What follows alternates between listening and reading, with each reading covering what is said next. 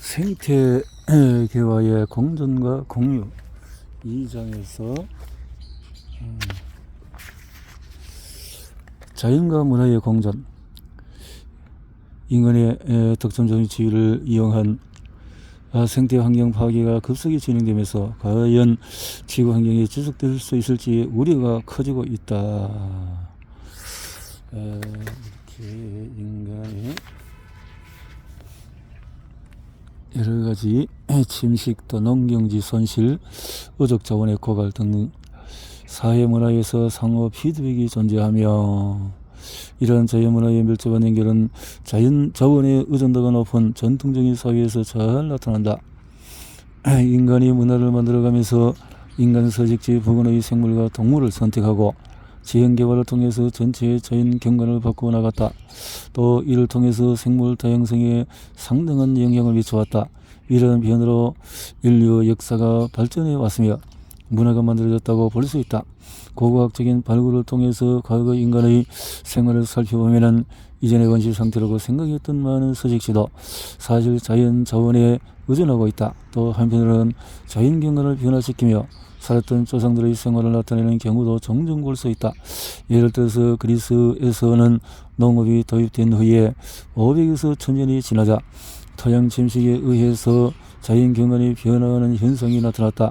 몽골 고원처럼 춥고 메마른 기후와 토양으로 인해서 곡식 생산이 거의 불가능했던 지역에서는 건조 초원을 활용하는 목축의 형태가 일찍부터 생활의 기반이 되었다.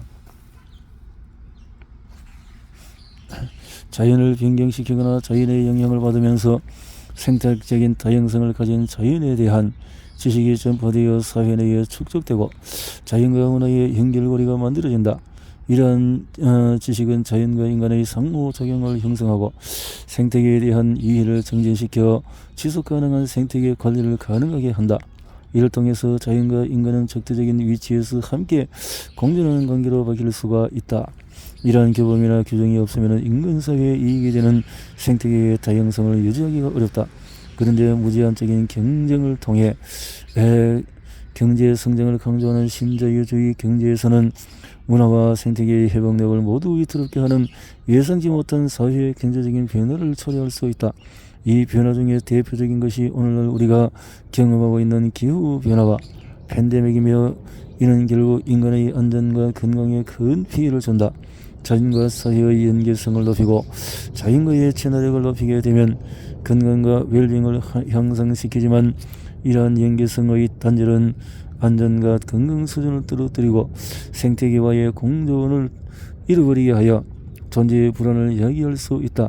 이를 회복하기 위해서는 생태계의 다양성을 지키고 문화의 지속 가능성을 발전을 추구하는 새로운 접근이 필요하다. 경쟁과 공존. 바다에서 사는 코모르타 로스코펜시스라는 편형 동물에는 관합성 조류인 플라티모나스 세포들이 가득 들어있어서 초록색을 띈다.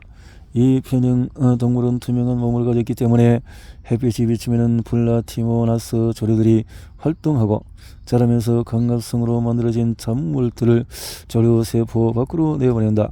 이 산물들은 편형 동물의 먹이가 되고 조류는 편형 동물의 폐기물인 요산을 자신의 양분으로 쓴다. 서로가 완벽하게 공생을 하면서 바다에서 살아가는 것이다. 자연은 생존 경쟁에 치열해서 피로 붉게 물든 경쟁사회라고 할 수 있다. 그런데 어떻게 공존이 존재할까?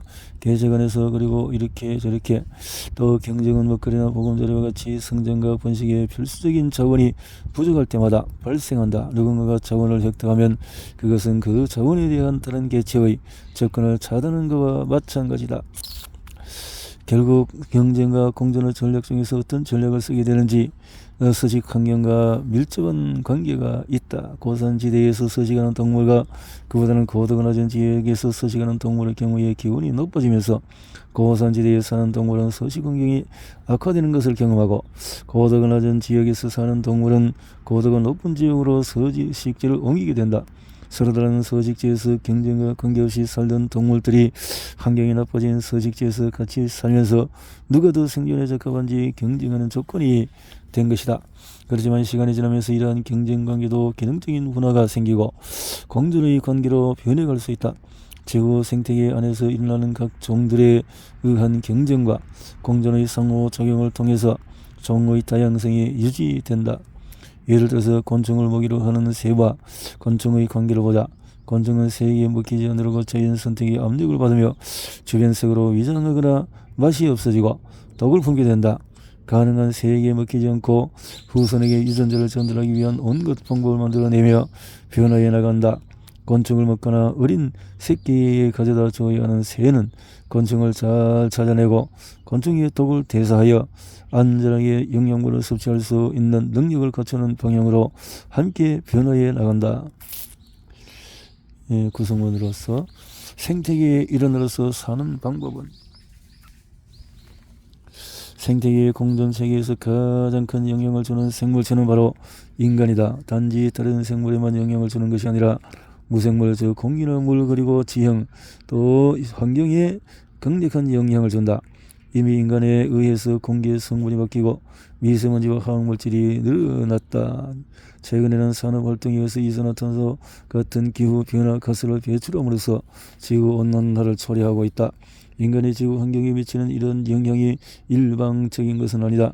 무생물과 생물, 동물과 식물, 포식자와 비식자, 숙주와 기생생물 등 지구상의 모든 종은 서로가 서로에게 영향을 주는 상호작용의 관계이고 그 전체가 생태계를 이루고 있기 때문이다.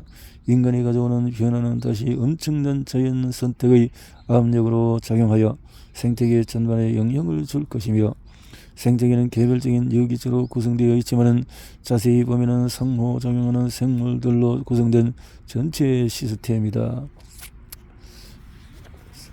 이러한 상호작용과 생태계 진화에 대한 인간의 영향 및 잠재적인 결과를 고려할 때 우리는 인간의 친구와 적에 대한 개념을 다시 정리하고 상호작용하는 방식을 이해할 필요가 있다.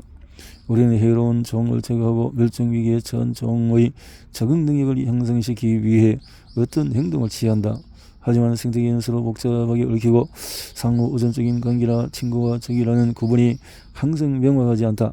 친구일 수도 있고 적일 수도 있는 관계가 또 인간과 대장 내 세균의 관계에서도 볼 수가 있다. 인간은 종의 진화에 직접적인 영향을 주어 생태계를 구성하는 여러 종의 개체군 구조를 변화시키기도 한다. 예를 들어서 인간이 초래한 기후 변화와 같은 환경 변화는 많은 개체군을 부적응된 상태로 만들고 개체군 크기를 줄여서 잠재적인 소멸 또는 멸종을 초래할 수가 있다. 인간의 영향은 생태계 수준에서 생태학적인 과정을 변화시키는 것뿐 아니라 인간 자신에게도 매우 큰 영향을 미칠 수가 있다. 예를 들어 제초제, 살충제, 항생제와 같은 화학물질이나 농산물의 영양 함량 또는 병원체 저항성과 같은 유기체 특성은 우리의 건강에 잠재적으로 상당한 영향력을 줄 수 있다. 주된 사료로 옥수를 사용해서 사육된 가축을 섭취하면 자연환경에 방목으로 키워진 가축 용류보다 오메가6가 훨씬 많이 함유되어 있어 심혈관 질환의 위험성을 증가시킨다. 의료 양식에 대량으로 사용되는 항생제는 사람에게 지속적으로 흡수되어 실제 항생제가 필요한 감염증이 있을 때 항생제의 효과를 떨어뜨리거나 전혀 늦지 않는 결과를 초래한다. 이처럼 인간은 지배나 목적을 통해서 생태계에서 식물과 동물 종의 구성과 규모를 변화시키고 해로운 종이나 외래 침입종을 확산시키기도 한다. 생태계에 이런 것을 안전하고 건강하게 살아가기 위해서는 인간이 미친 영향과 그 피드백의 관계 속에서 생태계 전체가 안정적으로 진화해 나가는 조건이 형성이 되어야만 한다. 그렇게요. 고비용이 드는 내 성장의 비밀은 5천만 년 전 바다의 바닥에는 트리코플락스라는 생긴 둥글넓적 생물체가 있었을 것으로 추정이 된다. 초기의 생물체를 트리코 블락스로 유추해보면 이는 아메바처럼 하나의 세포만으로 구성된 생물체가 아니다. 생물들이 서로 모여서 하나의 다세포 생물체를 이룬 모습이지만 아직 세포들이 서로 크게 다르지 않고 기관의 분화도 생기지 않은 상태라고 할 수가 있다. 이런 것이 먹이가 될 만한 것과 그렇지 않은 것을 가려내 또 먹이가 될 만한 것을 찾아다니기 위해서는 감각과 운동 기능을 갖추어야 하기 때문에 신경기관들이 필요하게 되어졌다.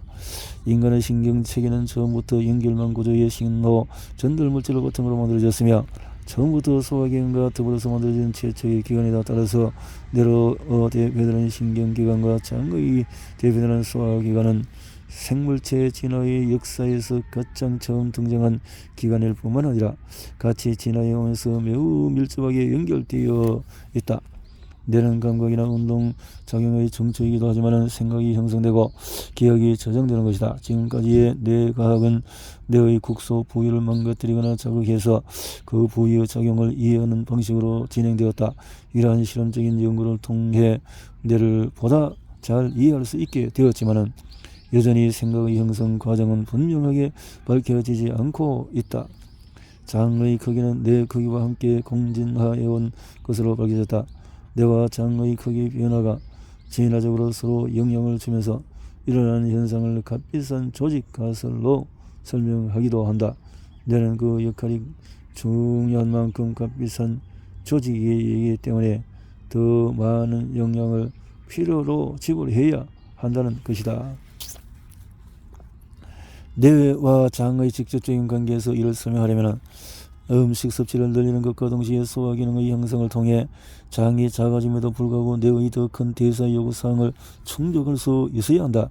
그런데 뇌에 대한 에너지 투자를 증가시켜 에너지 자원을 뇌에 집중하게 되면 장의 기능 향상을 이루기가 어려울 뿐 아니라 신체 성장 전체를 방해할 수도 있다. 그렇다면 어떻게 에너지를 효율적으로 만들어 내어야 장에 투자하지 않으면서 많은 에너지를 뇌에 투자할 수 있었던 것일까? 이러한 모설적인 가설을 테스트하기 위해 뇌 크기와 장 크기 사이에 뚜렷한 음의 상관관계가 있는 구피 물고기를 이용해서 연구해서 뇌 크기와 다른 종류들을 대상으로 하여 섭식, 성량, 소화 효율, 그리고 성형률 등을 조사했다. 결과로 큰 뇌를 가졌다고 해서 반드시 더 효율적인 시스템을 가진 것은 아니라고 나타났다. 됐다. 비밀스러운 중재는 장내 미술물건이 그 제체에 필요한 에너지 대사의 요구사항을 충족시킴으로써 가능해진 것으로 밝혀지고 있다. 장에 서식하는 미생물건은 장으로 들어오는 음식에서 에너지를 소출을 하여 직접적으로 에너지를 제공하기도 하고 브리레이터처럼 짧은 사슬의 지방을 만들어내어 전체적인 에너지와 영양 공급의 상당한 부분을 맡으며 대사 조절 작용에 기여하기도 한다. 이때 짧은 사슬의 지방산은 뇌 건강에도 매우 유익한 역할을 하는 것으로 밝혀졌다.